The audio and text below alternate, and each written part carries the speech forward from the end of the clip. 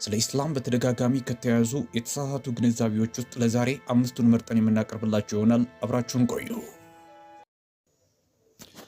አንደኛ፣ ኢስላም ለሰላም የቆመ ሃይማኖት ከሆነ ታዲያ ቁርአን ለምን ሙስሊሞች ጂሃድ እንዲያደርጉ ያዛል?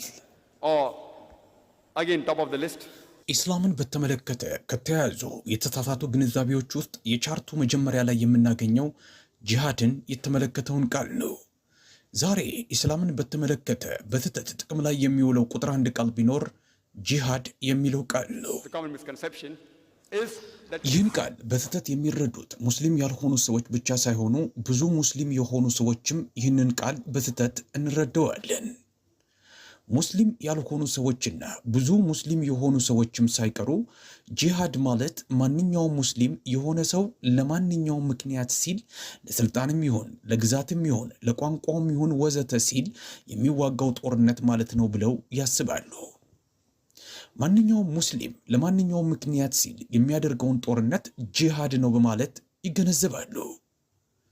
ጂሃድ ማለት ለማንኛውም ምክንያት ማንኛውም ሙስሊም ለገንዘብ ይሁን ለስልጣን ይሁን ለግዛት ይሁን ለቋንቋ ወዘተ ሲል የሚዋጋው ጦርነት ማለት ግን አይደለም። የጂሃድ ትርጉም ጂሃድ ጀሃዳ ከሚለው የአረበኛ ቃል የመጣ ሲሆን ትርጉሙም ጥረት ማድረግ ወይም መታገል ማለት ነው። ስለዚህ ጂሃድ ማለት በመሰረታዊነት መታገልና ጥረት ማድረግ ማለት ነው። በኢስላም አውድ ስናየው ጂሃድ ማለት ከራስ እኩይ ዝንባሌ ጋር የሚደረግ ጥረት ወይም ትግል ማለት ነው። ጂሃድ እንደዚሁም ማህበረሰቡን የተሻለ ለማድረግ የሚደረግ ጥረት ወይም ትግል ማለት ነው። ጂሃድ ማለት ከጭቆና ጋር የሚደረግ ትግል ማለት ነው። ጂሃድ ማለት በጦር ሜዳ ላይ ራስን ለመከላከል የሚደረግ ትግል ማለት ነው። ስለዚህ ጂሃድ ማለት መታገል ወይም ጥረት ማድረግ ማለት ነው። ለምሳሌ አንድ ተማሪ ፈተና ለማለፍ የሚታገልና ጥረት የሚያደርግ ከሆነ በአረበኛ ይህ ተማሪ ጂሃድ እያደረገ ነው እንላለን። እየታገለ ነው፣ ጥረት እያደረገ ነው። ሁለተኛ፣ ኢስላም በሰይፍ ተስፋፍቶ እንዴት የሰላም ሃይማኖት ሊባል ይችላል? ኢስላም ኃይልን በመጠቀም የተስፋፋ ሃይማኖት ባይሆን ኖሮ በቢሊዮኖች የሚቆጠሩ ተከታዮች በመላው ዓለም ላይ አይኖሩትም ነበር በሚል ሙስሊም ባልሆኑ ሰዎች መሃል ቅሬታ ሲቀርብ መስማት ያልተለመደ አይደለም።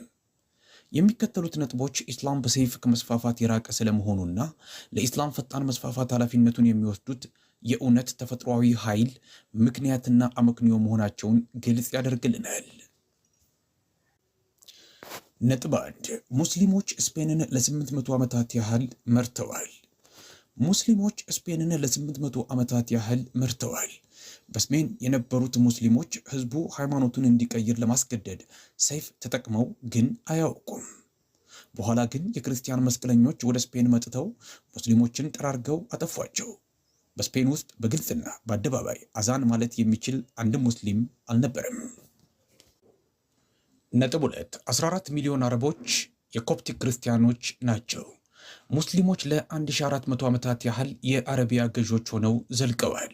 ለጥቂት ዓመታት ያህል እንግሊዞችና ፈረንሳዮች ብቻ ቀጠናውን መርተውታል። እንደ ጥቅል ግን ሙስሊሞች አረቢያን ለ1400 ዓመታት ያህል መርተውታል።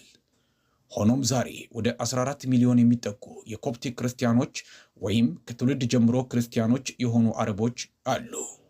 ሙስሊሞች ሰይፍን ቢጠቀሙ ኖሮ ክርስቲያን ሆኖ የሚቀር አንድም አረብ አይኖርም ነበር። ነጥብ 3 ኢንዶኔዥያና ማሌዥያ። ኢንዶኔዥያ በዓለም ላይ ከፍተኛ ቁጥር ያለው ሙስሊም የሚኖርበት ሀገር ነው። በማሌዥያ ያለው አብዛኛው ህዝብም ሙስሊም ነው።